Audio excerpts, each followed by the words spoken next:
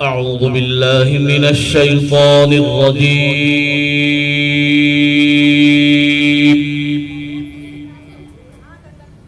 بسم الله الرحمن الرحيم.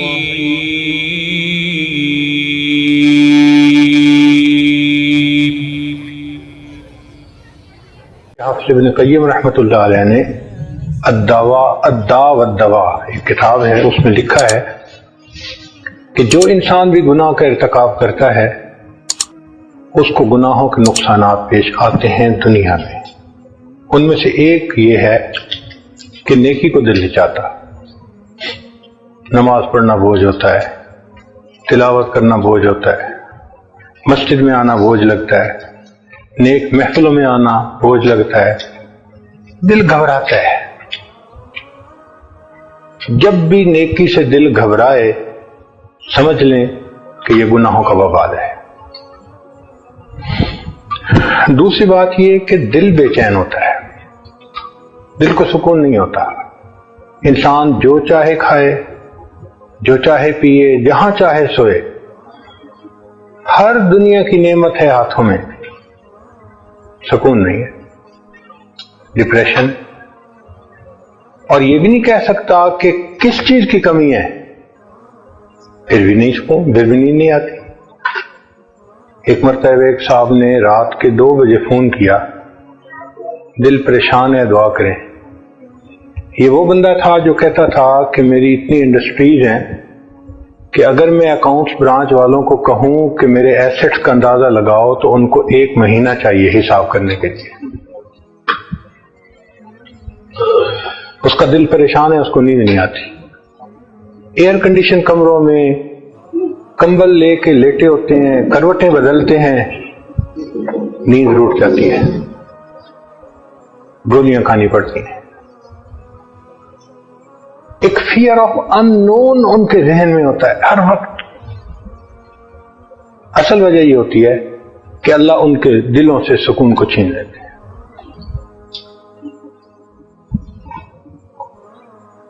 تیسری بات کہ ان کے زندگیوں سے برکت نکل جاتی ہے۔ برکت کا کیا معنی؟ کہ کوئی کام ان کا پورا نہیں ہوتا، ڈیل ہوتے ہوتے رہ جاتی ہے، نوکری ملتے ملتے رہ جاتی ہے، بیٹی کا رشتہ ہوتے ہوتے نہیں ہوتا۔ حضرت لوگ آتے ہیں، بیٹی کو پسند بھی کر جاتے ہیں، خوش جاتے ہیں، پھر جواب ہی کوئی نہیں دیتا۔ کام نہیں سمٹتے تو کاموں کا ادھورا رہ جانا یا اپنے وقت میں کاموں کا پورا نہ ہونا بے برکتی کی دلیل ہے۔ نہ صحت میں برکت، آپ دیکھیں 24 سال کا نوجوان، جی مجھے لو بیک پین ہے، یہ بے برکتی کی کتنی بڑی نشانی ہے کہ 24 سال کی عمر میں اس کو لو بیک کی پین۔ اللہ اکبر کبیرہ۔ وقت میں برکت نہیں ہوتی، کام سمٹتے نہیں، زندگی کے کسی چیز میں برکت نظر ہی نہیں آتی۔ پھر ایک اس کے وبال یہ ہے کہ انسان سے نعمتیں چھننی شروع ہو جاتی ہیں۔ جو انسان ناقدری کرتا ہے، گناہ کرتا ہے، پروردگار پھر نعمتیں واپس بھی لے لیتے ہیں۔ ایک اصول یاد رکھیں کہ جو پروردگار نعمتیں دینا جانتا ہے وہ پروردگار نعمتیں لینا بھی جانتا ہے۔ اللہ تعالیٰ بندے کو ٹیبل کے دوسری طرف بٹھا دیتے ہیں، آج دینے والا تھا، کل مانگنے والا ہوتا ہے۔ حضرت ایک وقت تھا مٹی کو ہاتھ لگاتے تھے سونا بن جاتی تھی، آج تو سونے کو ہاتھ لگاتے ہیں مٹی بن جاتی ہے۔ حضرت لاکھوں لینے تھے ایک وقت تھا، آج لوگوں کے لاکھوں دینے ہیں۔ وقت بدل جاتا ہے، ایسے لگتا ہے کہ حالات رخ پھیر دیتے ہیں، عزت ذلت میں بدل جاتی ہے، انسان اپنی آنکھوں میں حقیر نظر آتا ہے اپنے آپ کو۔ اس لیے کہ نعمتوں کی قدردانی کی۔ اللہ نے تو نعمتیں دی تھی، میرا شکر ادا کرو۔ ہم نے گناہوں میں اس کو لگا دیا، عیاشیوں میں لگا دیا، اور اس کا نتیجہ یہ نکلا اللہ نے نعمتوں سے محروم کر دیا۔ اور ایک اس کی نشانی یہ کہ دعائیں قبول نہیں ہوتی۔ انسان جو مانگتا ہے ایسے لگتا ہے جیسے یہ دعا سنی ہی نہیں گئی، اس لیے یہ شکوہ عام ہو گیا، جی ہماری تو سنتا ہی نہیں۔ بھئی اللہ تعالیٰ سب کی دعا کو سنتا ہے، مگر وہ پابند نہیں ہے کہ ضرور اس کو پورا کر دے۔ ان ربی لسمیع الدعاء، میرا رب دعا کو سنتا ہے، مگر وہ پروردگار ہے، اس کی مرضی ہے، اس کے سامنے کسی کی نہیں چلتی۔ ہم عاجز مسکین بندے ہیں، عبادت کر کے راضی کریں گے تو وہ ہمارا لحاظ فرما لے گا، اور اگر نافرمانی کریں گے وہ ہمیں تگنی کا ناچ نچا دے گا۔ سروں سے پگڑیاں اچھل جاتی ہیں، دوپٹے اتر جاتے ہیں، گھر بیٹھے بٹھا انسان ذلیل ہو جاتا ہے۔ بھائی چٹان سے جو سر مارے تو اپنا ہی سر پھوڑے گا نا، تو اللہ رب العزت کے ساتھ یہ معاملہ۔ تو گناہ کر کے ہم سکون کی زندگی نہیں گزار سکتے۔ اردو کا مقولہ ہے رہنا دریا میں مگرمچھ سے بیر۔ بھئی دریا میں رہنا ہو تو مگرمچھ سے بیر نہیں چلتا، جہان میں رہنا ہے تو جہان کے بنانے والے سے بیر۔ اس لیے ہمارے پاس ایک آپشن ہے، دو نہیں ہے، کہ ہم نیکی کی زندگی گزاریں، گناہوں کو چھوڑیں اور اپنے رب کو راضی کرنے کی کوشش میں لگیں، تب دنیا بھی کامیابی ملے گی، آخرت کی بھی کامیابی ملے گی۔ توبہ کرنی ضروری ہے، اس پر تو آپ نے بہت مرتبہ مضامین سنے۔ آج کا عنوان تھوڑا سا ڈیفرنٹ ہے کہ ایک بندہ توبہ کرنا چاہتا ہے، اس کو توبہ کرنے میں کچھ مسائل پیش آتے ہیں، وہ ڈسکس نہیں ہوتے عام طور پہ، کہ توبہ کرنے والا کیسے توبہ کرے۔ چنانچہ توبہ کی کچھ شرائط ہیں۔ ایک تو یہ ہے کہ انسان گناہوں کو اللہ کے ڈر کی وجہ سے چھوڑے۔ اگر کوئی اور ریزن ہوئی تو وہ توبہ نہیں کہلائے گی۔ مثلا ایک آدمی کہتا ہے میں نے یہ جوا چھوڑ دیا، بڑا نقصان ہوتا ہے، اس کو توبہ نہیں کہیں گے۔ ایک آدمی بوڑھا ہو گیا، کہتا ہے جی میں نے اب توبہ کر لی، زنا نہیں کروں گا۔ اب آپ ہیں کس قابل؟ اس کو توبہ نہیں کہتے۔ ایک آدمی کہے جی میں نہیں چوری کروں گا، جی پولیس پکڑتی ہے۔ تو ذہن میں رکھیں کہ نیت ہو کہ میں یہ گناہ اللہ کی رضا کے لیے چھوڑ رہا ہوں، اللہ کے خوف کی وجہ سے چھوڑ رہا ہوں، تو گناہ چھوڑے اللہ کے لیے، تب یہ توبہ بنے گی۔ دوسری شرط کہ انسان اپنے پچھلے گناہوں پہ نادم اور شرمندہ ہو۔ یہ ندامت بھی ضروری، الندم توبۃ۔ اگر پچھلے کیے پہ ندامت نہیں تو توبہ کیسی ہوئی؟ ندامت کا دوسرا نام توبہ ہے۔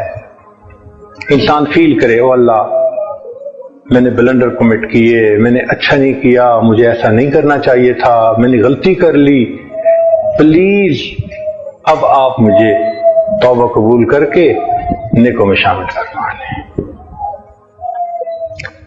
ایک شرط یہ بھی ہے کہ آئندہ گناہ نہ کرنے کا دل میں عزم ہو، ارادہ ہو، عزم جازم، پکا عہد ہو۔ تو توبہ کرتے ہوئے دل میں یہ انٹینشن ہونی چاہیے کہ میں نے آج کے بعد گناہ نہیں کرنا۔ اگر حقوق العباد سے متعلق گناہ تھے تو وہ واپس کرنے پڑیں گے۔ یہ نہیں ہے کہ جی توبہ کر لی، اب کسی کے 2 لاکھ قرضہ دینے ہیں تو معاف، ایسے نہیں ہوتا۔ حقوق العباد لوٹانے پڑتے ہیں۔ کسی کے دل کو تکلیف پہنچائی، معافی مانگیں۔ کسی کی غیبت کی اس سے معافی مانگیں، کسی کے حقوق کو پامال کیا اس سے معافی مانگیں. حقوق العباد کو سلجھانا پڑتا ہے، اور اس دنیا میں سلجھانا بہت آسان ہے، آخرت میں ان کو پے کرنا بہت مشکل کام ہے.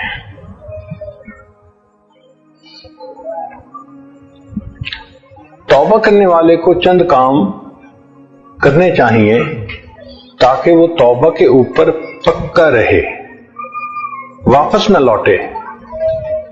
پہلا کام یہ کہ برے دوستوں کو چھوڑے. امام غزالی رحمۃ اللہ علیہ نے لکھا ہے کہ یار بد مارے بد سے بھی زیادہ برا.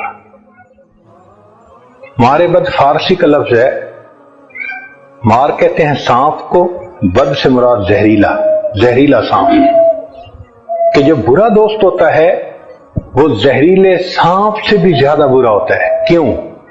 اس لیے کہ سانپ ڈس لیتا ہے، انسان کی جان چلی جاتی ہے. برا دوست ڈس لیتا ہے، انسان کا ایمان ہی چلا جاتا ہے. اس لیے یار بد مارے بد سے زیادہ برا ہے. لیکن اگلی بات امام غزالی رحمۃ اللہ نے عجیب لکھی ہے، اس کو پڑھ کے تو ہمیں بھی حیرت ہوئی. لکھتے ہیں کہ یار بد شیطان سے بھی زیادہ برا. اب ذہن میں خیال آیا کہ بھائی وہ کلمہ گو تو ہوگا نا، گو فاسق فاجر سے ہی، بدکار سے ہی، کلمہ تو پڑھتا ہے، اور شیطان تو بدبخت ہے، اس سے برا کیسے ہو گیا؟ مگر امام غزالی رحمۃ اللہ نے اس کی بھی لاجک دی،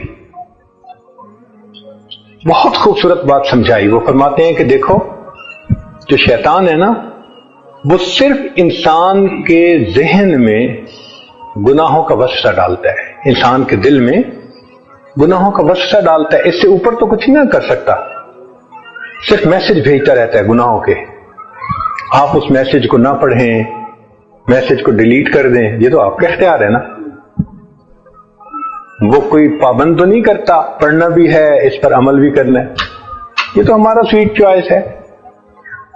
تو شیطان انسان کے ذہن میں صرف گناہ کا میسج بھیج سکتا ہے، دیٹس اٹ. فرماتے ہیں جو برا دوست ہوتا ہے وہ ذہن میں گناہ کا خیال ہی نہیں ڈالتا، انسان کو بازو سے پکڑ کر گناہ کا ارتکاب کروا دیتا ہے. اس لیے جو برا دوست ہوتا ہے وہ شیطان سے بھی زیادہ برا ہوتا ہے. اور اللہ کی شان کے ہم روز اللہ سے عہد کرتے ہیں، اللہ ہم نے بروں کو چھوڑ دیا، باوضو ہو کے عہد کرتے ہیں، مسجد میں کھڑے ہو کے عہد کرتے ہیں. وتر میں کیا دعا ہم پڑھتے ہیں اکثر ہم میں سے؟ وَنَخْلَعُ وَنَتْرُكُ مَن يَفْجُرُكَ. اے اللہ ہم نے خلو حاصل کر لیا، چھوڑ دیا ہر اس بندے کو جو فاسق و فاجر ہے. تو اللہ سے عہد کیا نا ہم نے، اور دن میں انہی سے دوستی کر رہے ہوتے ہیں. اس بے وفائی کی بھی کوئی انتہا ہے؟ تو توبہ کرنے والے شخص کو فاسق و فاجر لوگوں سے الگ ہونا لازمی ہے. اس کی مثال یوں سمجھیں کہ اگر ایک موتی کسی گندی نالی میں پڑا ہے، آپ اس کے اوپر پانی ڈالتے رہیں، ٹن پانی بھی ڈال دیں گے نا تو وہ صاف نہیں ہوگا. اس لیے کہ ذرا پانی ڈالنا بند کیا، پھر گندا پانی اس کو گندا کر دے گا. اور اگر اس سے نکال لیں تو ایک چلو پانی ڈالنے سے وہ صاف پاک ہو جائے گا. اس لیے برے دوستوں کی محفل کو چھوڑنا وہ لازم ہے، آپشنل نہیں ہے. اس کے بغیر انسان توبہ پہ نہیں جمع رہ سکتا. حقوق العباد کی بھی معافی تلافی اور حقوق اللہ کو بھی پورے کرے. مثال کے طور پہ قضا نماز تھی، ادا کرے. زکوٰۃ ادا نہیں کی، اتنا عرصہ حساب لگائے، ادا کرے. جو بھی اس کے اوپر حقوق ہیں ان حقوق کو پورا کرے، یہ بھی ضروری ہے.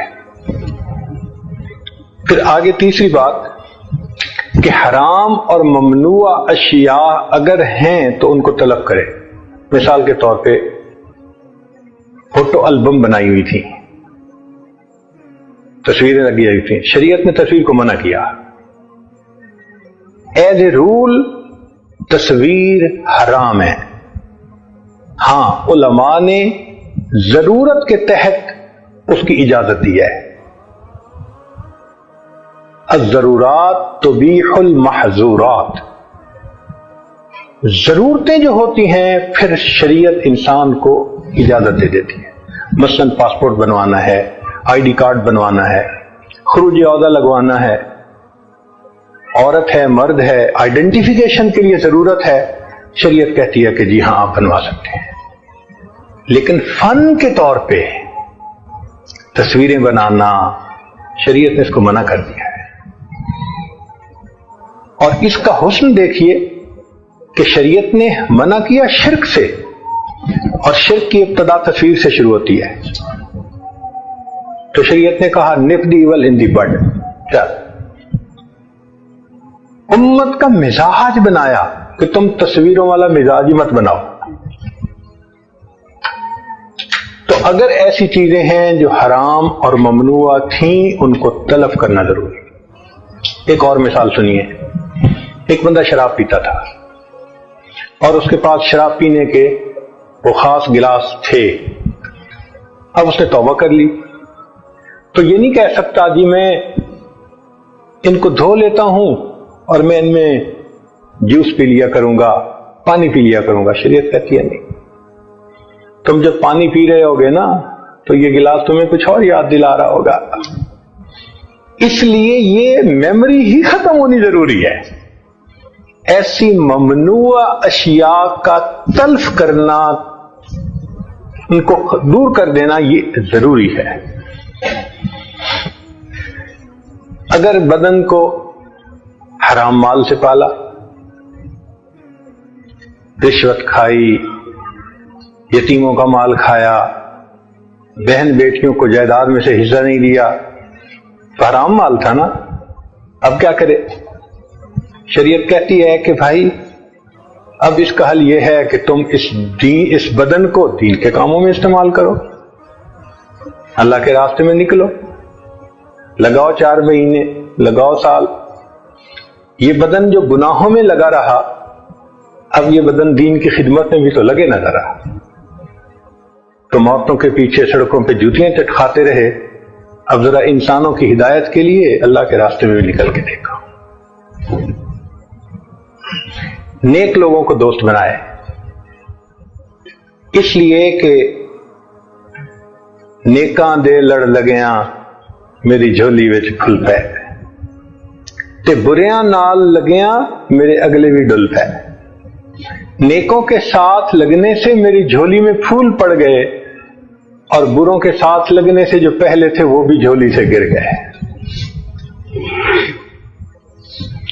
اور ایک اور نقطہ کہ انسان توبہ پہ پکا رہنے کے لیے جو متقدمین سلف صالحین میں تائبین گزرے ہیں ان کے واقعات کو یاد کرے.